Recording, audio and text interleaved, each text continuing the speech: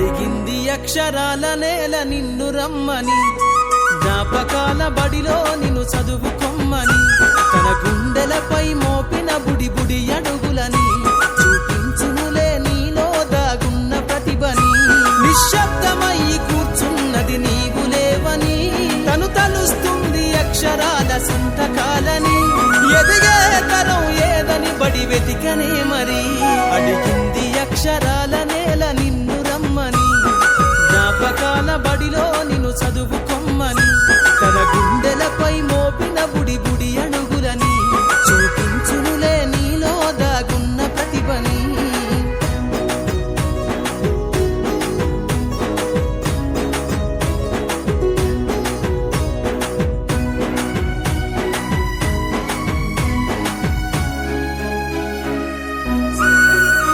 తొలి పొద్దులోనే వినబడే ఓ కమ్మని పిలుపై, మోగిందో బడి గంట పక్షుల పలుకై, తరతరాలు తన ఎదపైన ఈ జగమంతా, నడవడికను నేర్పిందో మన జీవితమంతా. పాఠాన్ని వింటే ఏర్పడలే గొప్ప వేదికై, మన కనుల ముందు కదలాడిన దృశ్యం. ఈనాడు మన సూర్యపేట అర్థంశవశాత్తు విశేష ముఖ్య అతిథి అందశ్రీ గారు తరం ఏదని బడి వెతికనే మరి, అడిగింది అక్షరాల నేల నిన్ను రమ్మని, జ్ఞాపకాల బడిలో నిన్ను చదువుకొమ్మని, తన గుండెలపై మోపిన బుడి బుడి అడుగులని చూపించునులే నీలో దాగున్న ప్రతిభని. श्रीदत्ती साहब की क्या तारीफ करो, उनकी तंजीम को मैं लगभग 20 साल से जानता हूँ। यही अल्लाह का नेक बंदा है जिन्होंने न सिर्फ सुजापे बल्कि अतराफ वगना देहातों के अंदर, मदारिस के अंदर, यहाँ तक कि स्कूल बिल्डिंगों के अंदर गरीबों लड़कियों के लिए स्कॉलरशिप के मामले में जो काम किया, हम उस पर फख्र करते हैं। పాఠశాల మనకు నేర్పిందో బతుకుల సిద్ధం, వేల కుటుంబాల భవిష్యత్తును రాసిన సత్యం, దేశ భవితవ్యం నీపై ఆధారపడ్డది. పాఠశాల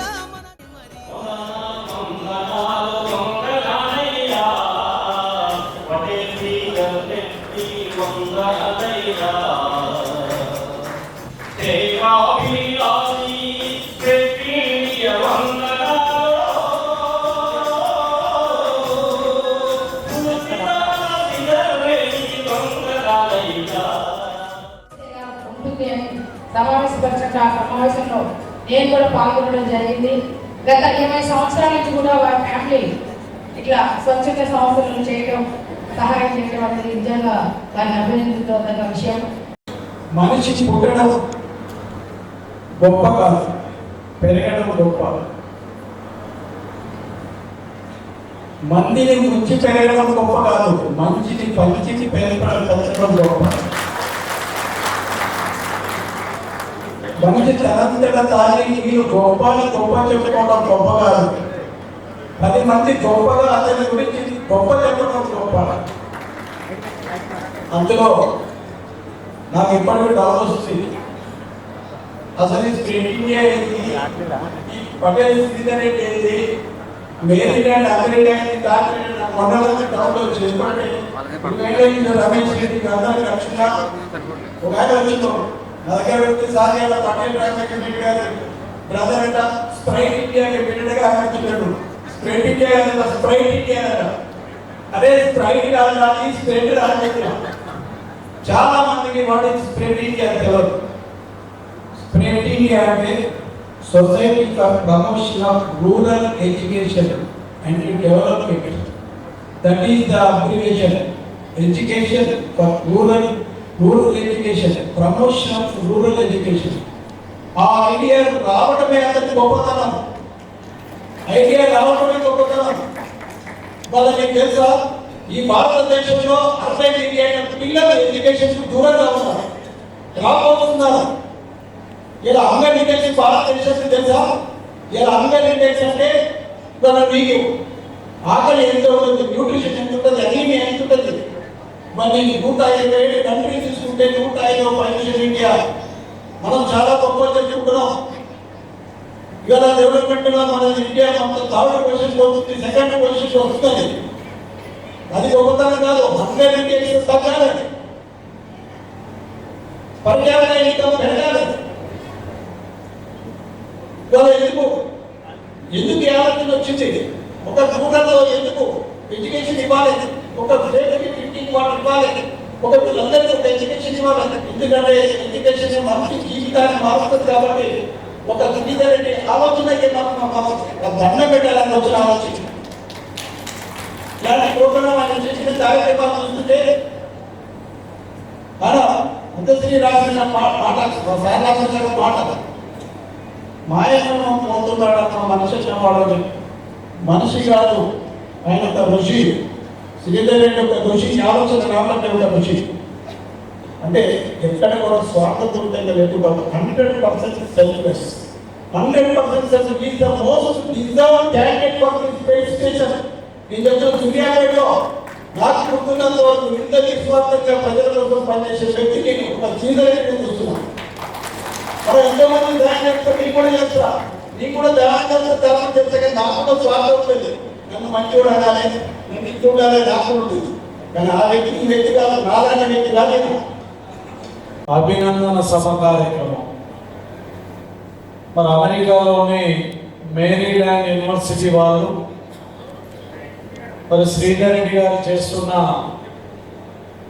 సోషల్ సర్వీస్ను గుర్తించి ఈరోజు గౌరవ డాక్టరేట్ ఇచ్చిన సందర్భంగా ఏర్పాటు చేసుకున్న ఈ కార్యక్రమానికి అధ్యక్షత వహిస్తున్న పెద్దలు గౌరవనీయులు పెద్దిరెడ్డి గణేష్ గారికి, ఈ కార్యక్రమానికి ముఖ్య అతిథిగా మేము పిలవగానే ఎంతో బిజీగా ఉండి కూడా ఈరోజు ఇంత మంచి కార్యక్రమానికి రావాలనే ఉద్దేశంతో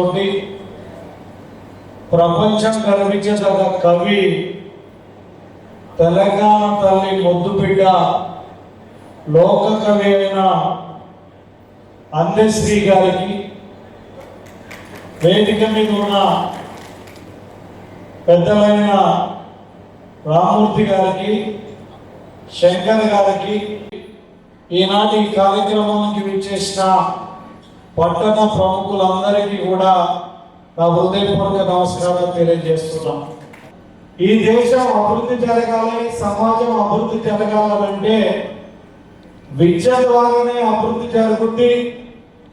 ముఖ్యంగా పేద వర్గాలకు చెందిన ప్రజలందరూ కూడా తమ పిల్లల్ని బాగా చదివించుకుంటే ఆ విద్య ద్వారానే గుర్తింపు కానీ సంపద కానీ వస్తుందనే ఉద్దేశంతో నా సిద్ధాంతాన్ని నమ్మి ఈరోజు స్ప్రెడ్ ఇండియాను స్థాపించి ఈరోజు విద్యా వ్యాప్తి కోసం కృషి చేస్తున్నారు శ్రీధర్ రెడ్డి గారు.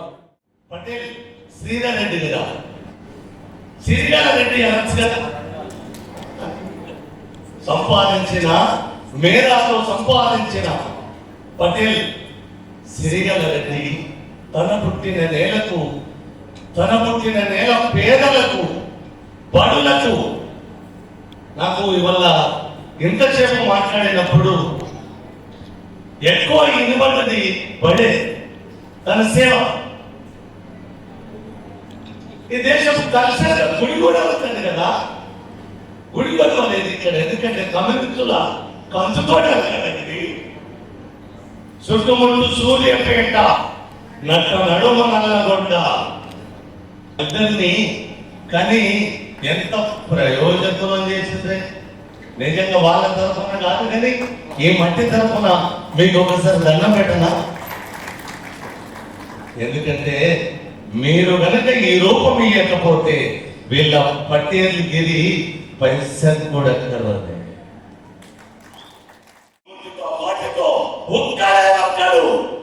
ఒక్కడో కానీ కంటికే కలనాడు మాయమైపోతున్నాడమ్మా మనిషి అన్నవాడు.